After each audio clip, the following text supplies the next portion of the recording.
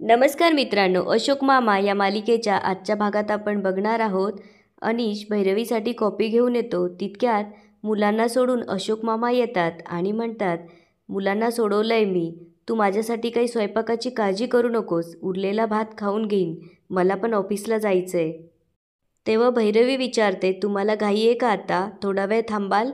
त्यावर अशोक मामा म्हणतात, नाही गं बाई, ऑफिसमध्ये ते काउन्सिलिंगसाठी जोडपं येणार आहे, माझी वाट बघत असतील, मला उशीर होतोय. त्यावर भैरवी म्हणते, हो पण थोड्या वेळाने जा ना प्लीज. तेव्हा अशोक मामा विचारतात, पण झालंय काय? त्यावर भैरवी म्हणते, कुणीतरी येणार आहे, ते पण तुमच्या ओळखीचं. त्यावर अशोक मामा म्हणतात, झालं, घरचं झालं थोडं आणि व्यायाने धाडलं घोडं. आधी चाललेले कमी आहेत म्हणून आणखी येत आहे, काय चाललंय काही मला कळतच नाहीये. तितक्यात डोरबेल वाजते. अनिश अशोक मामांना म्हणतो, बाबा कुणीतरी आलंय, प्लीज दरवाजा उघडा ना. त्यावर अशोक मामा म्हणतात, कोण आलंय मला सांगशील? राधा वहिनीने आणखी कुणी आणलं नाही आहे ना? तेव्हा अनिश म्हणतो, नाही हो बाबा, तुम्ही प्लीज दार उघडा. आणि अशोक मामा दरवाजा उघडायला जातात आणि म्हणतात, काहीतरी सांगाल का, उगाच माझ्या जीवाला घोर लावून ठेवतात. आणि दरवाजा उघडतात तर समोर फुलराणीला बघतात. फुलराणीला असं अचानक बघून अशोक मामांना आश्चर्य वाटतं आणि ते म्हणतात, फुलराणी? तेव्हा भैरवी तिथे येऊन म्हणते, सरप्राईज. अशोक मामा भैरवीकडे बघतात. तेव्हा भैरवी म्हणते, मीच सकाळी फोन केला होता तिला, जरा म्हणाले ये भेटायला, मला वाटलं नाही येणार, पण आली. हे ऐकल्यावर अशोक मामांना खूप खूप आनंद होतो आणि ते भैरवीला म्हणतात, तू फोन करून बोलावलंस? अगं किती दिवसापासून वाट बघत होतो मी या दिवसाची.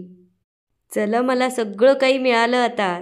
आता बघा या घराची गाडी कशी रुळावर पटकन येते ते.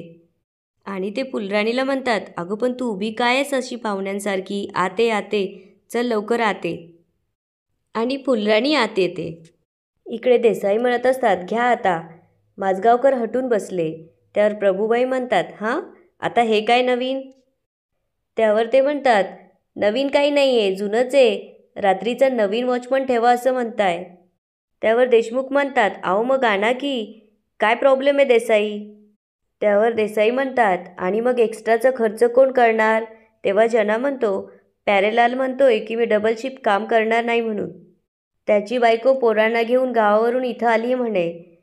त्यावर तोरणे म्हणतात, बापरे, म्हणजे आपला खर्च वाढणार की काय आता? आणि सगळे डोक्यालाच हात लावून बसतात. इकडे भैरवी फुलराणीला म्हणत असते, ये बस, मी तुझ्यासाठी पाणी आणते. त्यावर फुलराणी म्हणते, नाही नको, त्यापेक्षा मीच करतो काहीतरी खायला सगळ्यांना. त्यावर भैरवी म्हणते, नको. तेव्हा फुलराणी म्हणते, बाई, हे बघ, तू जर परवाच्या हळदी कुंकवाचे पैसे घ्यायला जर इथं बोलवलं असेल ना मला, तर मी पैसे घेणार नाही, आधीच सांगते. आणि ती म्हणते, वेणूवहिनी गेल्यापासनं पहिल्यांदाच हळदी कुंकू झालंय घरात, त्यामुळे मी त्या कामाचे पैसे घेणार नाही. तेव्हा भैरवी फुलराणीला म्हणते, फुलराणी तू आधी शांत हो आणि ये इथे बस. तेव्हा अनिश पण म्हणतो, बस ग तू. त्यावर फुलराणी म्हणते, अरे पण अनिश दादा, भैरवी मला फोनवर म्हणाली की काहीतरी टेन्शन आहे, तू लवकर ये, म्हणून मी आलो. आणि ती विचारू लागते, काय झालंय? इरा, ईशान, संयमी सगळे बरे आहेत ना? तेव्हा अनिश म्हणतो, सगळे बरे आहेत, सगळे व्यवस्थित आहे. त्यावर फुलराणी विचारते, मग कशाला बोलवलंत मला?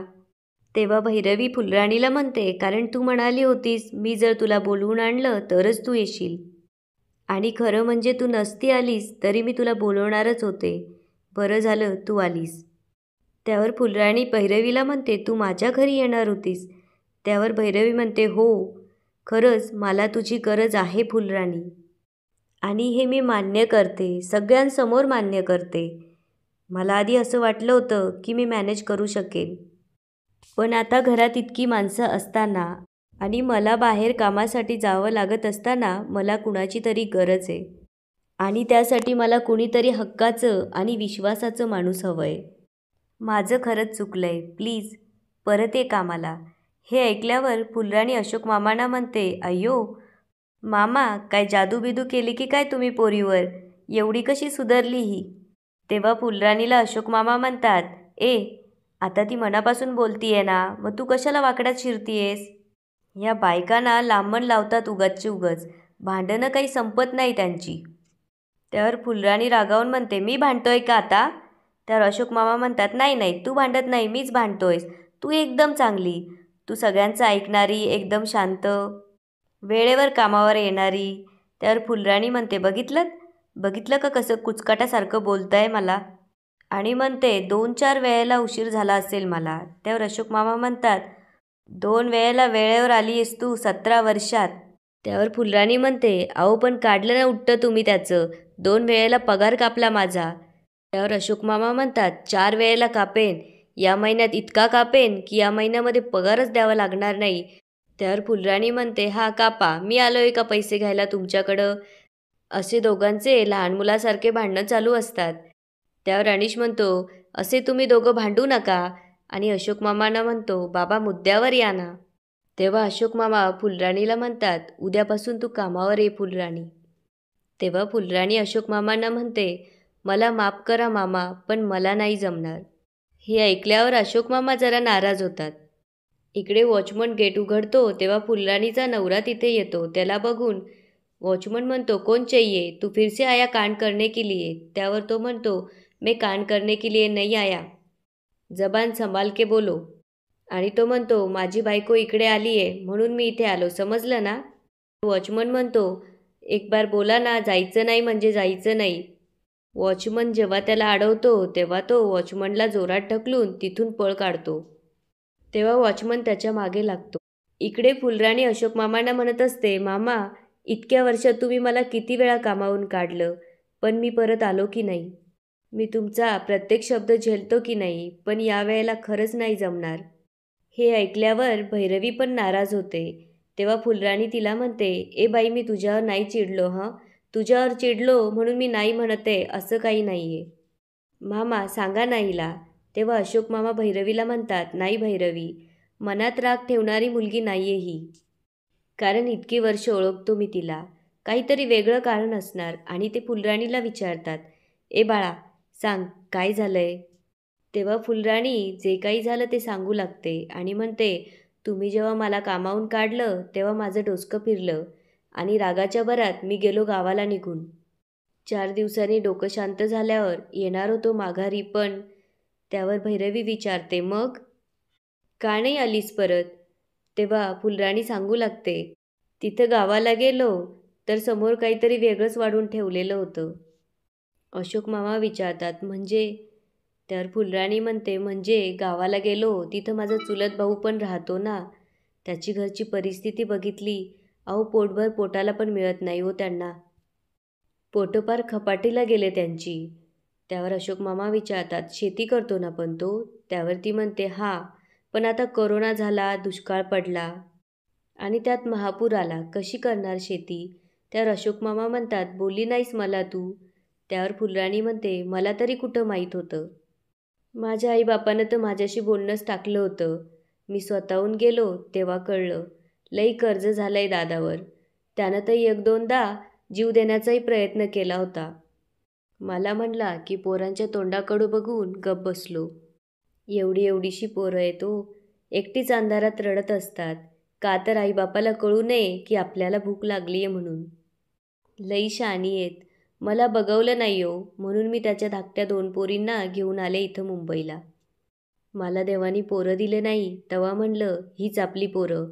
तेव्हा राधावहिनी आणि किशाभाऊ हे सगळं ऐकत असतात आणि तोंड वाकडं करतात. तेव्हा अशोक मामा तिला विचारतात, पण तू म्हणालीस की त्यांना शिकवणारेस म्हणून. त्यावर फुलराणी म्हणते, हां, हिथंच जवळ शाळेत घातलंय त्यांना, पण मग शाळेची फी परवडत नाही ना, म्हणून मग मीच शाळेत काम करतो. हे ऐकून सगळ्यांनाच वाईट वाटतं. अशोक मामा पुढे विचारतात, आणि मग पापड कुरडया विकत होती त्याचं काय झालं. त्यावर ती म्हणते, हां, ते पण करतो, सकाळच्या पाराला शाळेत काम करतो आणि दुपारून पापड कुरडया विकायचं काम करतो. म्हणून तर म्हणलं ना, मला सकाळच्या टायमाला नाही जमणार तुमच्याकडं यायला. हा, पण परवासारखी काही मदत लागली तर धावत येईन मी, फक्त एक फोन करा मला, मी लगेच येतो. तेव्हा भैरवी फुलराणीला म्हणते, मी भरते मुलांच्या शाळेची फी. त्यावर फुलराणी म्हणते, तसं नाही आहे ती काय तुमच्यासारखी फाडफाड इंग्लिश बोलणारी मोठी शाळा नाही आहे.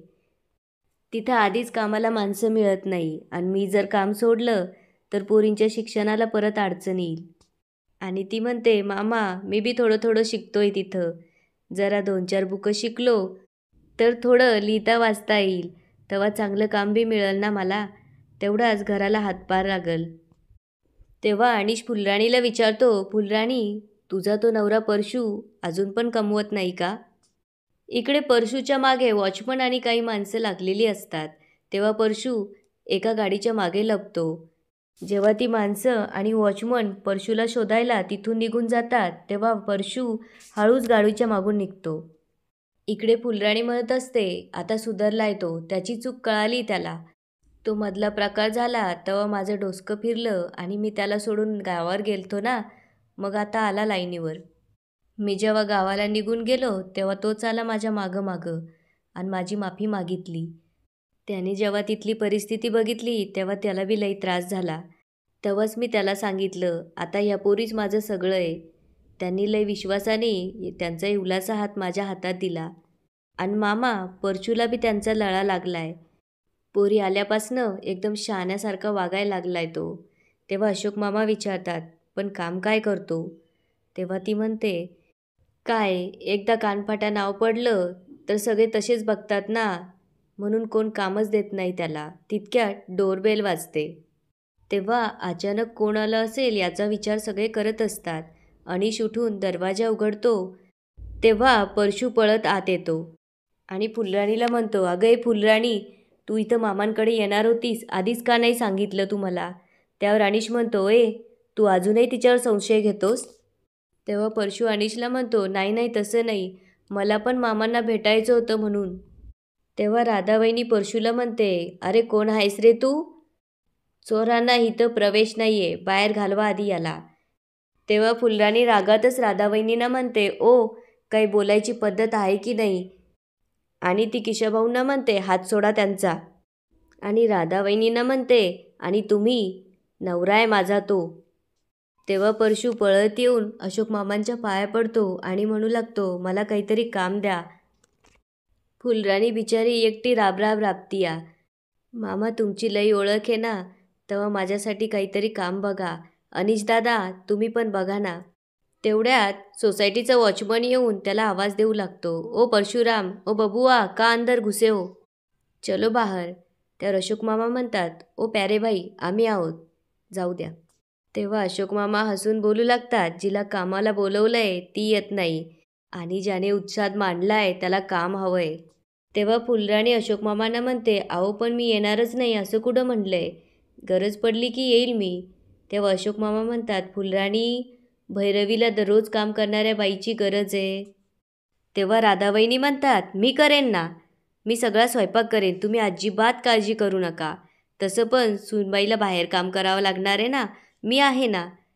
त्यावर सगळे तिच्याकडे बघू लागतात. तेव्हा राधावहिनी म्हणतात, म्हणजे जवळ मी आहे तवर करेल मी. तेव्हा फुलराणी मामीची चेष्टा करत म्हणते, तुम्ही हाय ना, अहो मग प्रश्नच मिटला की सगळा, तुम्ही सगळंच काम कराल ना. तसं पण मी इथं आले तर तुम्हाला काहीच काम राहणार नाही आणि मग बसून बसून तुमचेच पाय आखडतील. तेव्हा अशोक मामा फुलराणीला म्हणतात, फुलराणी ते पाहुणे आहेत आमचे. आणि पुढे ते म्हणतात, एक मिनिट तू थांब, तुझ्यासाठी काहीतरी आहे, असं म्हणून अशोक मामा आत जातात. आणि याच ठिकाणी आजचा एपिसोड संपतो. आता पुढे काय होणार ते बघूया उद्याच्या एपिसोडमध्ये. धन्यवाद.